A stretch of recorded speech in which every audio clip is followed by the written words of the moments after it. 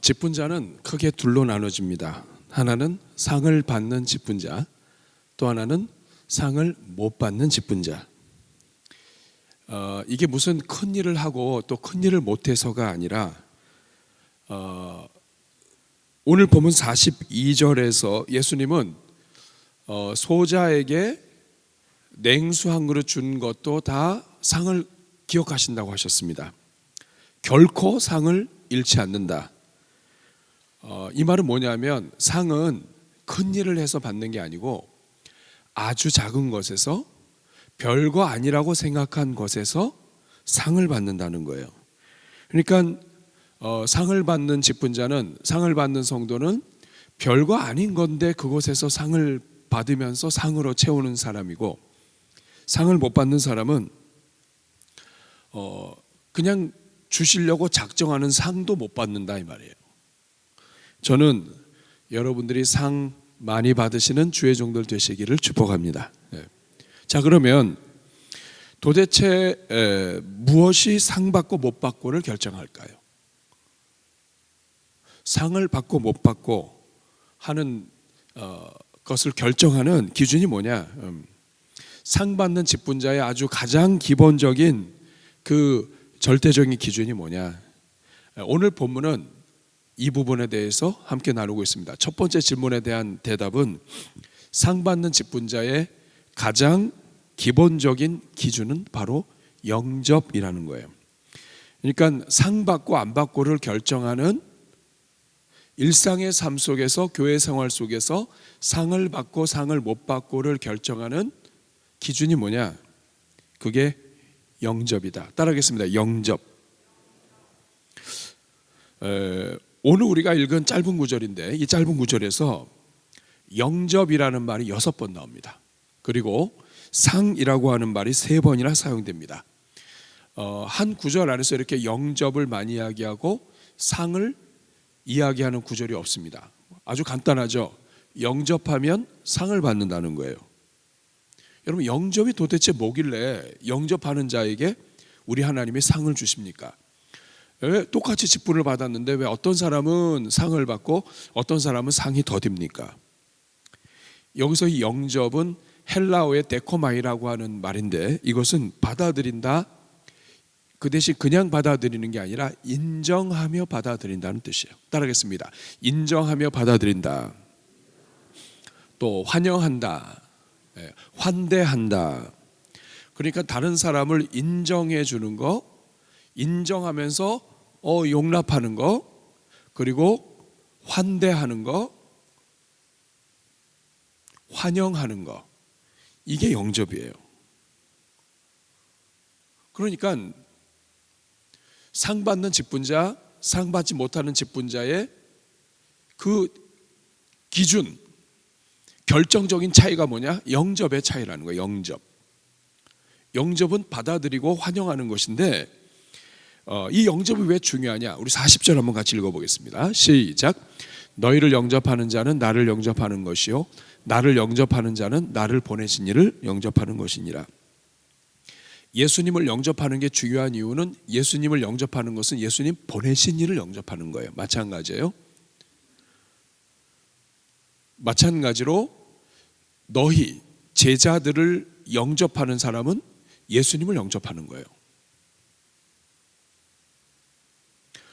이 말씀이 중요한 이유는 우리는 예수님 만난 적도 없고 꿈이나 환상에서도 잘 못 봅니다. 우리 수준은 우리가 알잖아요. 매일 예수님 환상으로 보시는 분 있으세요? 위험할 수도 있습니다. 그런데 중요한 건 뭐냐면 이 구절은 똑같이 신앙생활을 하면서 매일 예수님을 영접하는 사람이 있고 매일 예수님 없이 사는 사람이 있을 수 있다는 거예요. 40절 다시 보면 너희를 영접하는 자는 나를 영접하는 것이다. 하나님께서 주변에 주신 영혼들을 나랑 생각이 다를 수도 있고 마음이 다를 수도 있고 입장이 다를 수도 있지만, 그럼에도 불구하고 영접하는 사람은, 그 사람은 곧 누구를 영접하는 것이다? 예수님을 영접하는 것이다. 그러니까 매일 살면서 매 순간 예수님을 영접하며 상을 받는 사람이 있는가 하면, 그런 직분자가 있는가 하면, 예수님을 믿으면서도 매일 예수님 없이, 예수님 영접하지 않고 사는 직분자가 있을 수 있다 이 말이에요. 자, 여러분 어떠세요? 여러분은 영접이 얼마나 중요한지 지금 본문에서 아셨죠? 모든 상의 관문이 영접이에요. 이 본문에서 그렇단 말입니다. 상을 받는 직분자의 그 상을 받는 관문이 영접이란 말이에요. 따르겠습니다. 영접. 근데 이 영접이 중요한 이유는 뭐냐면, 제자들을 영접했는데 그게 예수님을 영접하는다 이 말이에요. 예수님께서 제자들을 보내셨는데, 예수님께서 제자들을 세우셨는데, 그 예수님이 보내신 제자 그들을 영접하고 인정하는 것은 곧 예수님을 인정하는 것이다. 그래서 매일매일의 삶 속에서 어떤 사람은 늘 예수님을 영접하며 사는 사람이 있고, 어떤 사람은 예수님 왜 이렇게 예수님이 없어? 나는 이렇게 예수님 만나기 어려워? 늘 영접할 수 있는 기회가 있으면서도 왜 이렇게 예수님이 없어? 하면서 살 수 있다 이 말이에요. 여러분은 어느 쪽이세요? 매일 영접하고 계십니까? 매일 예수님 영접하고 계세요? 설교 듣고 계세요? 밥은 드셨나요? 네. 자, 그럼 그 다음 질문 한번 들어가 보겠습니다. 영접이 중요한 거 아시겠죠? 두 번째 질문입니다. 구체적으로 그러면 우리가 누구를 영접해야 상을 받는가? 누구를 영접해야 상을 받는가? 이것에 대한 답은 이겁니다. 우리 삶에 주신 영혼들을 영접하는 사람이 상을 받습니다. 누구를 영접해야 상을 받는가? 우리 삶에 허락하신 영혼들을 영접하는 사람이 상을 받습니다. 가장 먼저 40절은 제자들이 나옵니다. 40절 같이 한번 읽어보겠습니다. 시작. 너희를 영접하는 자는 나를 영접하는 것이요, 나를 영접하는 자는 나를 보내신 이를 영접하는 것이다. 여기 40절에 너희는 누구인가요? 제자들입니다. 사도들이에요. 예수님을 믿는 사람들이 다 제자이지만, 우선적으로 오늘 이 본문에서는 예수님께서 세우시고, 그리고 예수님께서 일으키시고 키우시고 파송한 복음의 일꾼들, 이런 사람들을 영접하는 사람이 곧 예수님을 영접하는 것이라고 얘기합니다. 그런데 이런 사람들이 상을 받는다는 거예요. 41절에는 선지자의 이름으로 선지자, 그 다음에 의인의 이름으로 의인, 선지자나 의인을 영접하는 거. 그리고 42절 같이 읽겠습니다. 시작. 또 누구든지 제자의 이름으로 이 작은 자 중 하나에게 냉수 한 그릇이라도 주는 자는 내가 진실로 진실로 너에게 이르노니 그 사람이 결단코 상을 잃지. 여기 보면 제자의 이름으로 이 작은 자 하나, 지금 번역은 작은 자로 되어 있는데 옛날에는 소자로 되어 있었어요. 여러분, 소자가 뭐예요? 소자가 한 말씀 올리겠습니다. 소자가 뭐예요? 소외된 자, 그렇죠? 너무 작아서 소심한 자, 귀한 게 없어서 소리도 못 내는 자. 언제 있었는지 소리 소문 없이 없어지는 자. 소자는 이 사람이 있었는지 없었는지, 이 사람이 중요한지 아닌지 분간도 안 되는 작은 자예요. 그런데 예수님께서는 뭐라고 말씀하시냐면, 누구를 영접해야 상을 받느냐? 사도들을 영접해야 상을 받지만, 사도들뿐만 아니라 제자들, 의인들, 선지자들, 그리고 42절에 제자의 이름으로 작은 자, 소자 하나라도 영접하면 그 사람은 상을 받는다. 그러니까 누구를 영접하면 상을 받는가? 예수 그리스도 안에서 우리 삶에 주신 어떤 영혼이든지 그 영혼을 영접하는 사람은 상을 받는다. 나랑 생각이 다르고 판단이 다르고 나와 반대 입장이라 할지라도 그 영혼을 영접하는 사람은 상을 받는다. 인격적인 것, 인격적이지 않은 그 기준이 아닙니다. 그냥 소자에 다 들어가 있습니다. 소자는 인격의 문제, 경제의 문제, 이 모든 것에 있어서 연약한 사람이에요.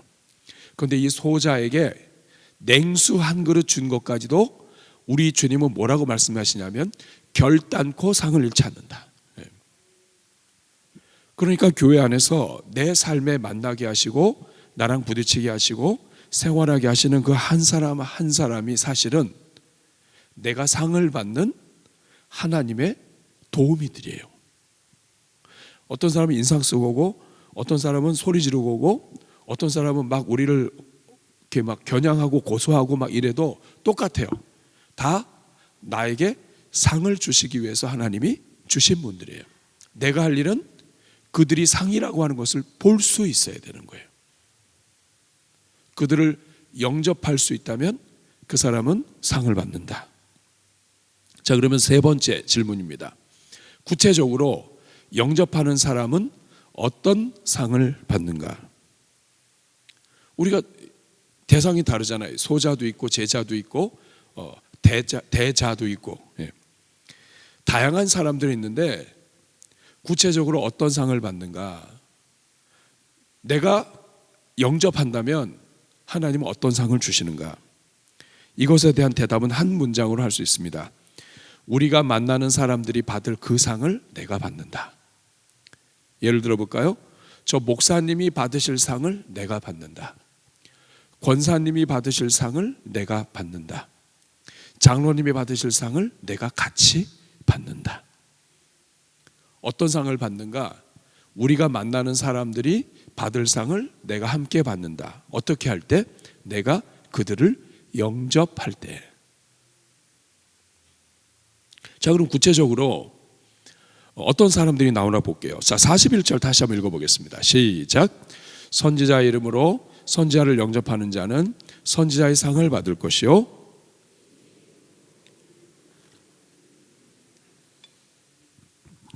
이거 해석을 잘해야 됩니다. 선지자의 이름으로 이 말은 뭐냐면 내가 선지자 이름으로 남을 영접하는 게 아니에요.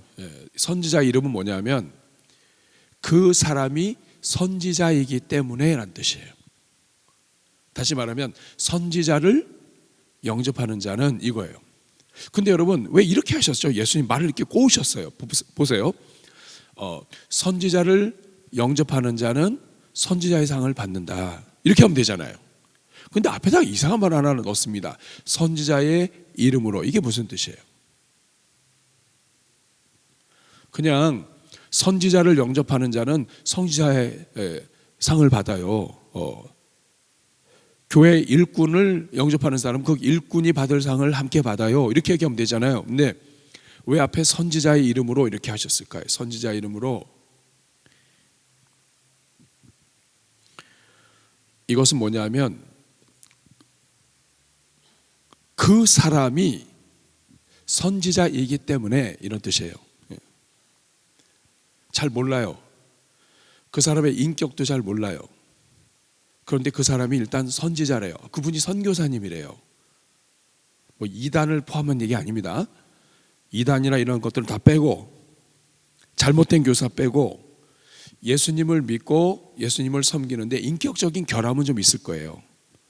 완전한 줄 알았는데 그렇지 않고 좀 이상할 수도 있어요. 그렇지만 그럼에도 불구하고 선교사님이기 때문에 선지자이기 때문에 하나님의 일꾼이기 때문에 그 사람이 단지 선지자라고 하는 그 사실 때문에 그 선지자를 영접하는 사람은, 여기서 선지자는 하나님의 신에 감동돼서 복음을 전하는 사람을 이야기합니다. 선지자의 이름으로 선지자를 영접한다는 말은 다른 조건 보지 않고 그 사람이 잘났고 그 사람이 능력이 있고 그 사람이 인격적으로 훌륭하고 이 사람은 실수가 없고 그래서 그 사람을 영접하는 거 아니고, 이거는 세상 사람도 다 해요. 그건 상이 없어요. 그게 아니라 선지자의 이름으로 선지자를 영접하는 자가 선지자의 상을 받습니다. 조건이에요. 조건절입니다.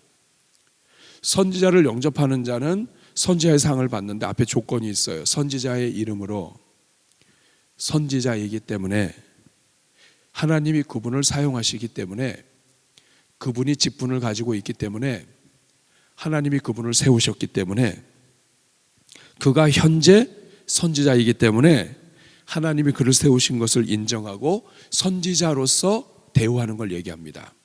나하고는 의견이 다른데, 나하고 추구하는 건 다른데, 그럼에도 불구하고 그가 하나님 일을 하는데 하나님이 쓰시고 계시기 때문에, 선지자이기 때문에 선지자를 영접하는 사람은 선지자의 상을 받는다. 여러분, 선지자의 상이 뭐예요? 이거는 선지자만이 받을 수 있는 상이에요. 모두가 다 선지자가 될 수 없어요. 그런데 선지자의 사명을 감당하는 사람들은 하나님이 그 선지자의 사명을 감당하는 자가 누릴 수 있는 상을 주세요. 그런데 우리 주님이 그 상은 그 사람만 받도록 막혀있지 않다는 거예요. 열려있다. 하나님께서 하나님의 일을 위하여 누군가를 세우셨는데 그 사람이 그 일을 감당하도록, 힘있게 감당하도록, 좌절하지 않고 감당하도록 그 사람을 같이 돕는 사람들은 그 사람이 받을 상을 같이 나누어 받는다 이 말이에요. 그러니까 여러분, 이 땅을 사는 성도들은 상이 닫혀 있는 게 아니라 열려 있어요. 어떤 사람은 너무나 많은 상을 계속 쌓으면서 가는 사람이 있고, 어떤 사람은 상이 널려 있는데도 이 상 왜 이렇게 나는 상이 없지 하면서 살 수 있다는 거예요. 하나님은 성도들이 선지자를 우대하고 격려하고 세우도록 함으로써 하나님께서 선지자에게 맡겨진 사명을 같이 동참하게 하시고, 그리고 그 선지자에게 주시려고 했던 상을 주변에 함께한 사람들이 다 같이 받게 하신다 이 말이에요. 그러니까 잘 생각해 보세요. 교회 공동체가 복을 받으려면 서로 나눠주고 분란이 돼서는 복을 못 받습니다. 이 사람에게 맡겨진 이 일을 같이 하고, 이 사람에게 맡겨진 이 일을 같이 하고, 그래서 서로가 서로에게 하게 되면 모든 사람들이 상으로 얽히게 돼요. 선지자가 누구이든지 간에 그 사람의 성격이 좋든 간에 좋지 않든 간에, 고집이 세든 간에 세지 않든 간에, 그 선지자가 누구이든지 간에 하나님께서 그를 통하여 일하시는 것을 믿고 그 사람을 협력하는 사람은 선지자가 받을 상, 선지자에게 주시기로 작정된 상, 그리고 하나님께서 특별히 주시려고 하는 은혜와 보상을 같이 나누어 갖는다. 두 번째 나오는 것은 41절 다시 한번 읽겠습니다. 시작. 선지자 이름으로 선지자를 영접하는 자는 선지자의 상을 받을 것이요, 의인의 이름으로 의인을 영접하는 자는 의인의 상을 받을 것이다. 마찬가지예요. 의인의 이름으로 의인을 영접한다는 말은 이 사람이 의인이기 때문에요. 이 사람이 의인이기 때문에, 좁게 이야기하면 이 사람이 바르게 살려고 하는 사람이기 때문에, 혹은 이 사람이 세상이 말하는 바름이 아니라, 세상이 말하는 정의가 아니라 하나님이 기뻐하시는 그 의인의 삶을 살기 위해서 하나님 앞에서 몸부림치는 사람이기 때문에, 이러한 의인이라고 하나만 딱 보고 의인을 영접하는 사람은 의인의 상을 받는다. 이제는 예수 그리스도 안에서 우리가 다 의롭다함을 받았어요. 이걸 좀 더 확장하면 성도이기 때문에 성도를 영접하는 자는 지금 당장은 손해처럼 보여도 하나님이 그 인생을 통하여 주시려고 하셨던 그 상을 주실 때 같이 나누어 주신다. 그 다음에 42절 같이 읽겠습니다. 42절 시작. 또 누구든지 제자의 이름으로 이 작은 자 중 하나에게 냉수 한 그릇이라도 주는 자는 내가 진실로 너에게 이르노니 그 사람이 결단코 상을 잃지. 이제 해석이 되겠죠. 누구든지 제자의 이름으로, 이걸 뭐냐면 우리 교회 이름으로 또 나의 이름으로 이런 뜻이 아니에요.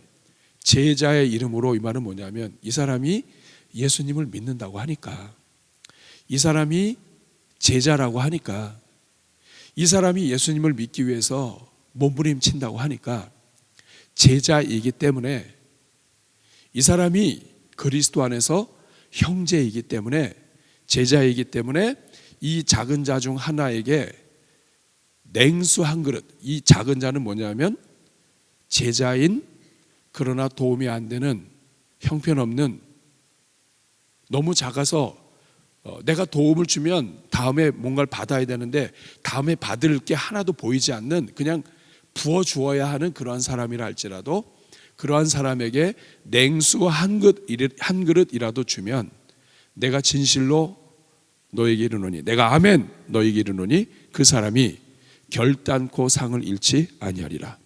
그 사람은 반드시 상을 받는다. 이런 뜻입니다. 이거를 교회에서 적용하면 그렇습니다. 이 상은 우리가 복된 삶을 살고 상 받는 삶을 살 수 있도록 하시는 우리 주님의 지혜요 방법이에요. 목회자를, 그 사람이 말씀을 잘하고 뛰어나고 인격적이고 이렇기 때문에 그 목회자를 존경하고 대접하는 것은 세상도 똑같이 해요. 이거 여러분 잘 아셔야 돼요. 그게 아니라 목회자이기 때문에, 담임 목사이기 때문에, 부교역자이기 때문에, 선교사님이기 때문에 성격 이상하신 분들 많습니다. 저도 여러분 이 앞에서는 마스크도 쓰고 이러지만은 저도 여러분 확 하면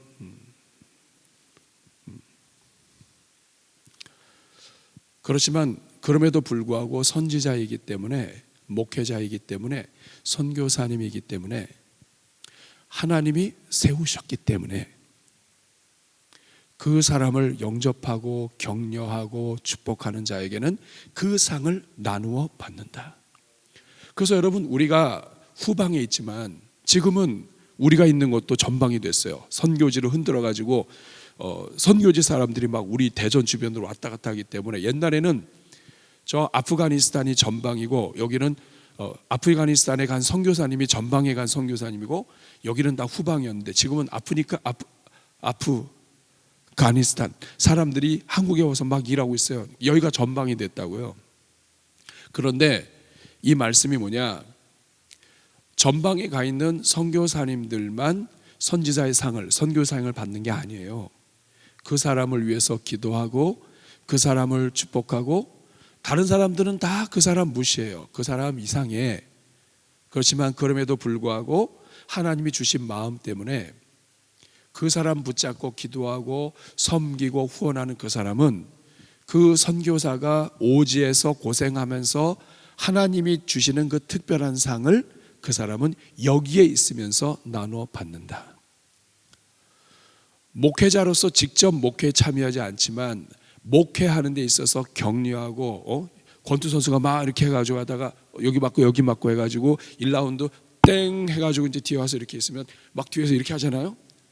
그런 것처럼 목회자이기 때문에 영접하는 자는, 목회자가 하나님께서 그 혼자만의 흘리는 눈물과 혼자만의 기도 하나님만이 아시죠. 근데 그 상을 나누어 갖게 하신다. 이건 장로님도 마찬가지예요. 장로님이기 때문에, 여러분 장로님, 집사님, 권사님, 내가 좋아하는 분도 있지만 내가 싫어하는 분도 있을 수 있습니다. 교회 안에서 내 마음에 드는 사람도 있지만 내 마음에 안 드는 사람도 있을 수 있어요. 그렇지만 하나님께서 교회를 통하여 세우셨기 때문에 그 영혼을 하나님이 세우신 것을 인정하고 그 선지자의 이름으로 선지자를 영접하듯이 장로님이기 때문에 장로님을 영접하고 시무 집사님이기 때문에 시무 집사님을 영접하고 나하고는 안 맞고 뒤에서 내욕도 많이 했어. 그렇지만 권사님이기 때문에 그 권사님을 영접하고 그리고 일반 서리 집사님도 마찬가지예요. 내가 뭘 하려고 그러면 꼭 그분이 반대해 목장에서. 그러나 집사님이기 때문에 내가 그 집사님을 영접하고 사랑하고 받아들이고 환대하면 그 사람이 받을 상을 내가 나누어 받는다 하는 거. 이게 오늘 이 본문의 말씀입니다. 자, 그러면 이것을 한번 적용해 보도록 하겠습니다. 어떻게 하면 그러면 우리 교회가 전체가 다 복 받는 사람이 될 것인가? 제가 여러분들에게 몇 가지 방법을 알려드리도록 하겠습니다. 첫 번째, 하여간 다른 영혼들을 영접하면서 살아야 돼요. 영접은 막 버선발로 뛰어나가서 하는 것만 영접이 아니에요. 영접은 그 사람을 받아들이는 거예요. 형제를 용납하는 거예요. 하나님이 그분도 쓰신다는 것을 인정해 주는 거예요. 영접한다는 말을 다른 말로 바꾸면 인정해 주는 거예요. 여러분, 저분이 집사님으로 내가 인정 안 해. 어떻게 해서 이렇게 하다가 직분은 받았지만 나 너 인정 안 해. 이러면은 그 사람한테 인사도 안 하고요, 말도 안 걸고요. 그 다음에 집사님도 안 불러요. 에이.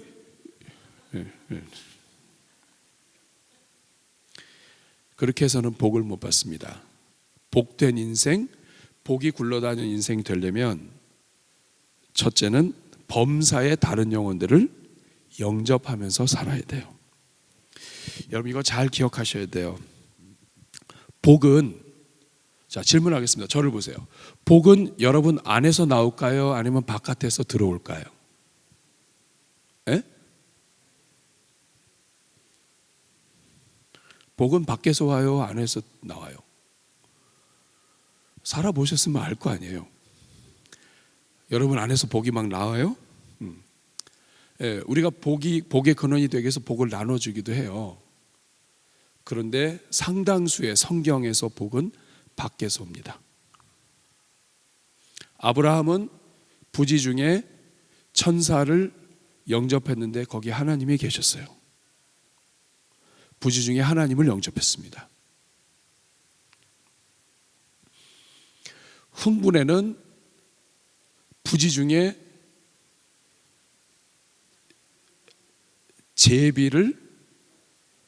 제비의 다리를 고쳐줬어요. 그랬더니 그 제비가 그 다음에 어떻게 했어요? 박씨를 바깥에서 물고 왔어요. 그 박씨는 집 안에 있던 거예요? 바깥에서 온 거예요? 제비라 할지라도 말도 제대로 못하고 미물에 불과한 제비라 할지라도 영접은 하나님이 은혜를 주시는 통로예요. 그러니까 복은 항상 바깥에서 온다는 걸 기억하셔야 돼요. 복은 나로부터 바깥으로 흐르기도 하지만 동시에 밖에서 들어옵니다.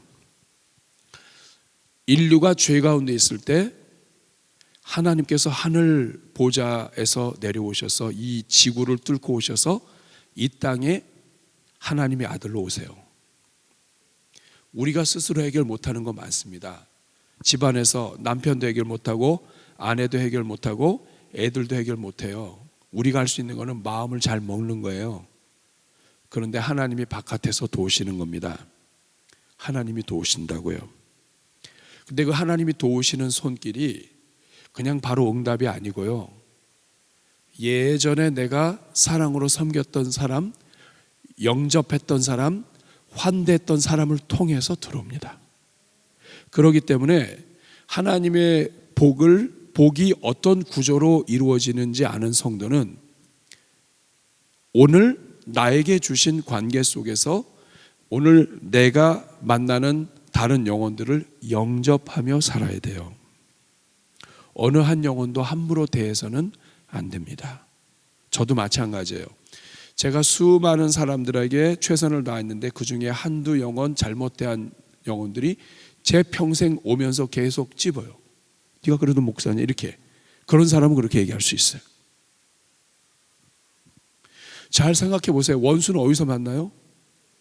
그 원수는 왜 원수가 됐죠? 왜 원수가 됐어요? 원래 대대로 원수였어요? 영접하지 않아서 원수가 되는 거예요. 근데 그 원수는 외나무 다리에서 만나요. 그래서 손을 대접하는 것, 손님 대접하는 것, 다른 사람을 환대하는 것, 이웃, 주변을 영접하고 환대하고 잘 대접하는 것이 교회가 복을 받는 지름길입니다. 어떨 때는 속상할 때도 있어요. 여러분, 우리 교회는 잘 섬기는 교회 중에 하나예요. 그래서 뭐 총회에서 부탁하거나 뭐해서 올 때 하여간 그냥 잘 해드려요. 근데 속상할 때도 있어요. 잘 해줬는데도 뭐 예전에는 안 그랬는데 고마운 줄 모르는 분도 있어요. 근데 그거는 신경 쓸 필요 없어요. 중요한 건 뭐냐면 관계없이 내가 진심으로 영접하는 것을 계속해야 돼요. 손님을 영접하면 교회에 복이 옵니다. 영접받은 사람이 알아서 홍보해요. 제가 질문하겠습니다. 여러분이 나가서 우리 교회 좋은 교회라고 사람들 만나서 홍보하는 게 빠를까요? 아니면 여러분들이 대접한 사람이 딴 데 가서 그 교회 좋더라 얘기하는 게 더 효과가 클까요? 대전중학교 마찬가지입니다. 우리가 섬겼던 분들이 딴 데 가서 다 소문내요. 그 대전중학교에 굉장히 건강해. 성도님들이 잘 웃더라. 그래서 누군가가 이쪽에 이사를 가거나 교회 가려고 할 때 가장 먼저 생각나는 게 그 대전중학교에. 그래서 복이 들어오는 거예요. 그러므로 범사의 다른 영혼들을 영접하면서 살아야 돼요. 내가 좋아하는 사람만 만나면 얼마나 좋겠어요. 근데 하나님은 절대로 그렇지 않으십니다. 하나님 그렇게 하실 수 있는 분이 하시는 분이 아니에요. 왜냐하면 그 복이 안 돼요. 하나님 우리가 복 받기를 원하세요. 선교사님들, 어려운 사람들, 지나가는 일꾼들, 하나님께서 어쩔 수 없이 우리 교회로 보내실 때, 그럴 때 여러분이 마음을 열고 하나님이 내가 이렇게 이거 안 하려고 했는데도 하나님이 억지로 하실 땐 이유가 있는 거예요. 그럴 때는 하나님이 복을 주시기 위한 통로예요. 이렇게 생각하셔야 돼요. 나 이번엔 대접 안 하고 싶은데 우리 집에서 하래. 여러분 그거 몇 번 이렇게 방법을 써보다가 안 되면 그냥 이거 하나님이 그냥 그렇게 하시라고 하는구나 이렇게 하고 생각하세요. 섬기는 대로 복 받습니다. 영접하는 만큼 하나님이 은혜를 주십니다. 두 번째, 사람 보지 말고 영접해야 돼요. 사람 보지 말고 누구 보고? 하나님 보고 영접해야 돼요. 똑똑하기 때문에, 잘났기 때문에, 존경할 만하기 때문에, 돈이 많기 때문에, 차가 좋기 때문에 그럼 큰일 납니다. 교회 안에서 사람 보지 않고 하나님 보고 영접하는 방법은 진심으로 그 사람의 직분을 불러주는 거예요.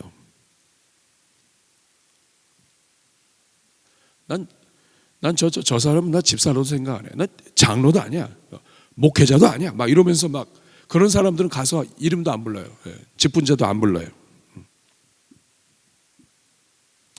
그 말이 맞을 수도 있어요. 제대로 봤을 수도 있어요. 여러분이 인생 경험이 많으니까 얼마나 제대로 봤겠어요. 그런데 분명한 것은 맞는 말은 하신 것 같은데 복은 못 받습니다. 그까지 상 안 받고 말죠? 아이고, 우리 주님이 주시는 상을 여러분이 안 받으면 살 수 있을 것 같아요? 벌써 그 자체가 교만인데 큰일 났네요. 그 정도까지 생각이 갔으면 일단 끝났다고 봐야 됩니다. 예수님의 상까지도 뒤집어 엎는다면 여러분, 그 살기 어렵습니다. 내가 좋아하는 사람, 내가 존경하는 사람하고 살 수 없어요. 우리 인생은. 오히려 그런 사람들은 잘 안 나타나요. 목회자들한테 질문했습니다. 진짜 존경하는 목사님 누구냐? 대답을 잘 못해요. 진짜 존경하는 교육자, 진짜 존경하는 장로님, 진짜 존경하는 집사님, 권사님 누구냐? 말을 잘 못해요. 존경하는 사람만 영접하는 것으로는 상을 못 받습니다.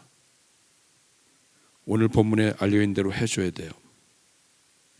그것이 무엇입니까? 하나님이 말씀하신 대로 해야 돼요. 진심으로 불러주세요. 그러니까 상대방을 진심으로 존경할 수 있는 방법은 그 사람의 이름과 직분을 부르면서 마음을 담는 거예요. 저분은 하여간 내 편이 아니야. 내가 뭘 하면 저분이 항상 반대. 그러면 우리는 어떻게 하냐면 그 사람을 함부로 불러요. 아이고, 우리 잘못 뽑았어. 잘못 뽑았어. 그러면 둘 다 복을 못 받아요. 상을 못 받는다고. 어떻게 해야 됩니까? 진심으로 불러줘야 돼요. 인정하는 게, 불러주는 게 인정하는 거예요. 집사님, 권사님, 하는 일마다 반대할지라도, 장로님, 권사님,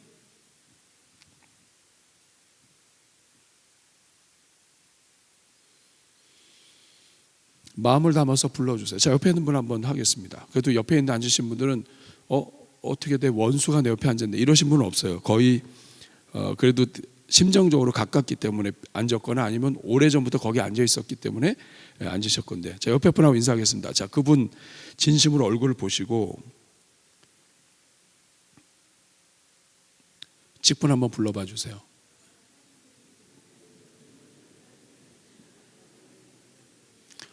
선지자의 이름으로 선지자를 영접하는 자는 선지자의 상을 받는데, 권사님을 권사님으로 인정하고 누가 보더라도 막 부족한 것 같아요. 근데 그거 여러분의 생각이에요. 여러분은 하나님 앞에서 더 부족할 수 있어요. 나는 저 사람 형편없다고 했는데 하나님이 그 사람 굉장히 사랑하실 수 있어요. 여러분 조심해야 돼요. 함부로 건드리거나 함부로 말 잘못하면 큰일 납니다. 그러니까 한 사람 한 사람 물을 때 마음을 담아서 하세요. 저도 그런 때가 있었어요. 정말 저분은 호칭 부르기가 어려워요. 목사님이셨는데. 그런데 여러분, 진짜 마음을 담아서 부르고 또 부르고 하다 보니까 나중에 그게 저한테 복이 되더라고요. 인정하는 거예요. 사울이 굴 속에서 용변을 볼 때 다윗이 옷자락 벤 거를 다윗이 마음 아파했죠. 왜 그래요? 선지자의 이름으로 선지자를 대접하는 자는 선지의 상을 받기 때문에 그래요. 내가 볼 때는 정신 문제가 있는 왕이에요. 왕도 아니에요. 그런데 다윗이 그 영적인 그게 있는 거예요. 옷을 벤 것 가지고 하나님 앞에서 회개를 합니다. 왜냐? 하나님의 기름 부어 세우셨다. 아직은 하나님이 그 자리에 두셨다 이 말이에요. 똑같습니다. 내가 볼 때 또 내 생각과 다르다 할지라도 교회 안에서 직분을 세울 때는 하나님이 교회를 통해서 세우시는 거예요. 그리고 그 뒤에는 하나님이 계신 거예요. 그 하나님 보고 불러드리는 겁니다. 자, 이번에는 진짜 마음을 담아서 사랑으로 불러봐 주시기 바랍니다. 하나, 둘, 셋.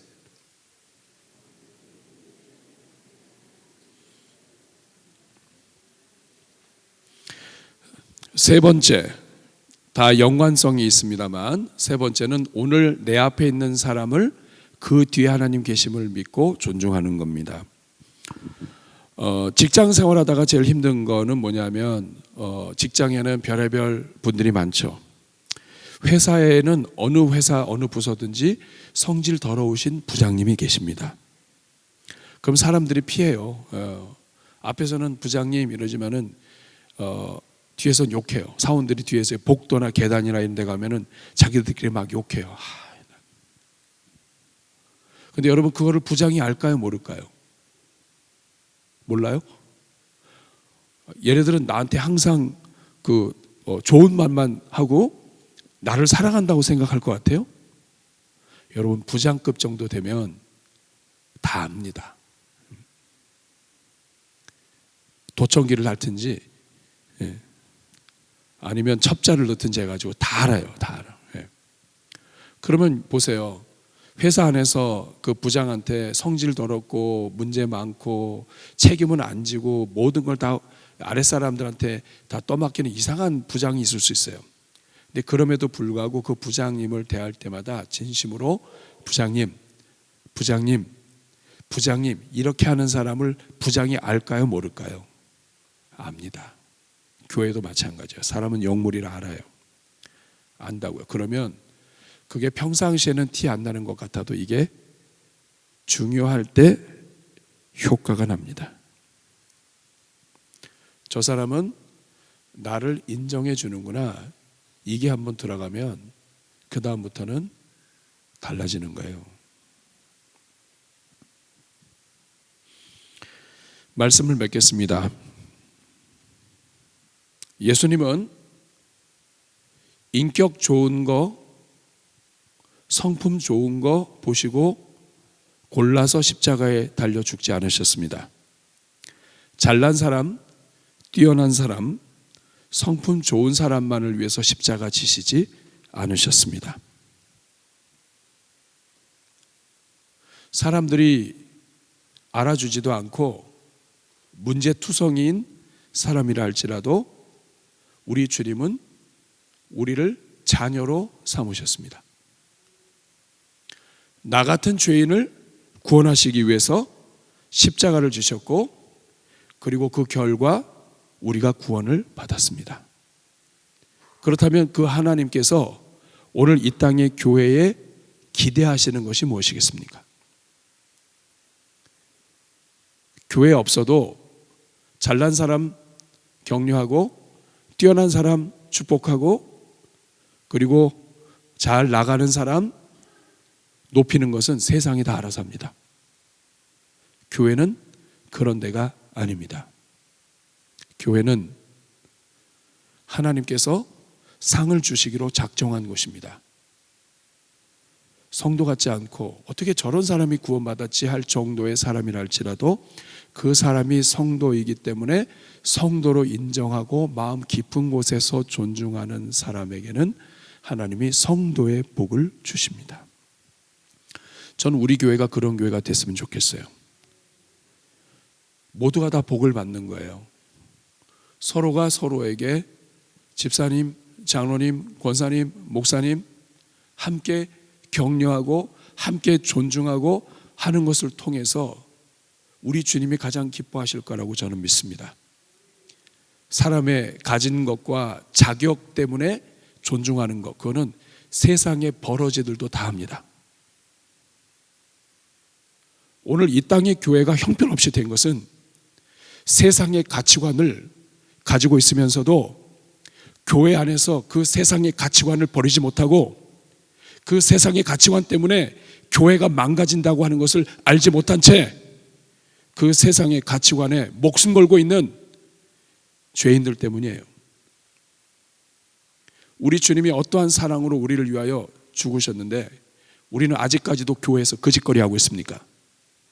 아직까지도 성도가 예수님 믿고 구원받아가지고 아직까지도 외모 보고 아직까지도 가진 것 보고 아직까지도 그 사람의 재산과 형편을 보고 내가 동경하는 거하고는 다를 수 있죠. 내가 이런 것을 원하는 거하고 내가 현재 실천하는 건 다를 수 있습니다. 그러나 그게 교회를 살리지 못합니다. 우리는 우리를 위하여 하늘 보좌를 버리신 예수 그리스도를 주로 모시고 그 예수님을 닮기 위해서 있는 사람들입니다. 대전중앙교회는 그런 교회가 되어야 합니다. 어떤 능력 있는 사람 존중할 수 있습니다. 인정하는 거예요. 사업체를 크게 하시고 인정하는 겁니다. 과거의 경력 인정하는 겁니다. 그러나 그것이 그 사람이 영접받아야 될 기준이 아닙니다. 그 사람이 영접받아야 되는 이유는 그 사람이 가진 것 때문이 아니라 하나님께서 그 사람을 사랑하셨기 때문입니다. 하나님께서 그 영혼을 교회로 보내주셨기 때문입니다. 하나님께서 그 영혼을 위하여 십자가에 달려 죽으셨기 때문입니다. 그래서 사도 바울은 이야기하잖아요. 모든 것은 다 배설물이다. 다 배설물이에요. 그런데도 우리는 그 배설물을 가지고 막 높여, 이 배설물. 그러니까 주님의 교회가 세상으로부터 지탄받는 거예요. 우리 대전중앙교회는 대접 잘하는 교회, 영접 잘하는 교회. 사람 보고 영접하는 게 아니라 누구든지 그분이 하나님께서 나에게 만나게 해주셨고 해주셨다면 인정하고 축복하고, 그래서 선지자의 상을 다 같이 받고 목회자의 상을 다 같이 받고 교회 직분자의 상을 다 같이 받는 우리가 되기를 주님의 이름으로 축복합니다. 우리 같이 기도하겠습니다.